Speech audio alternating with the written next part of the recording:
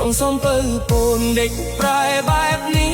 យងយន្តកាឡាស៊ីក្រោនក្រែនស្ងាត់ឈឹងសាប់ខិចប្រែព្រួលអ្នកណាមើលដឹងបើស្ងាត់យ៉ាងនឹងសង្ឃឹមអ្វីទៅជ្រៃធំស្ងប់ស្ងាត់ខ្ញុំបាត់ការងារលំបាកវេទនាអត់ការងារធ្វើទាំងគេទាំងខ្ញុំកំពុងចាំមើលថ្ងៃណាគឺទៅនឹងវិលត្រឡប់កាស៊ីណូធ្លាប់មានការងារពេញតែពេលនេះវិញដូចជារឿងភាពចប់ព្រីមួយពីរបីស្មើកន្លែងខ្មោចកប់ព្រី4 5ស្ងាត់ស្មើវាលស្រែបឹងក្រុងសំពៅពូនដេកប្រែបែបនេះ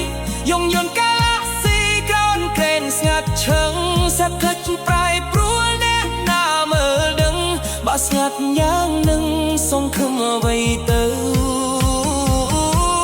សូមហៅគឺទៅវិលវិញផងអើយឲ្យអ្នកធ្វើការមានស្នាមញញឹមថ្មីអបសារវិញវូភ្លើងភ្លឺទាំងយប់ថ្ងៃឲ្យជីវិតអ្នកស្រីអ្នកប្រងមានក្តីសង្ឃឹមអ្នកត្រូវជួបប្រទះបញ្ហាចិនលេខមួយក្តារដូចត្រូវមួយពូថៅសូមយល់ដល់អ្នករងទុក្ខសោកសៅជួយដងហើយហៅគឺវិលវិញផ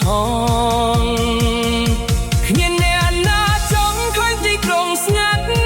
គ្មានអ្នកណាចង់បាត់បង់ការងារសង្ឃឹមថ្ងៃថ្មីនឹងមានរាស្មីចែងចាំងឲ្យសំពៅពូនវិលមករវើកដូចមុន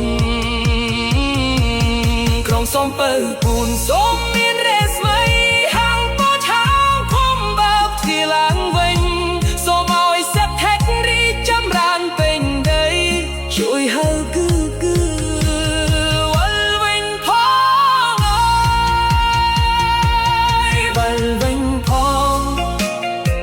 ដើម្បីស្នាមញញឹមរកអ្នកធ្វើការដើម្បី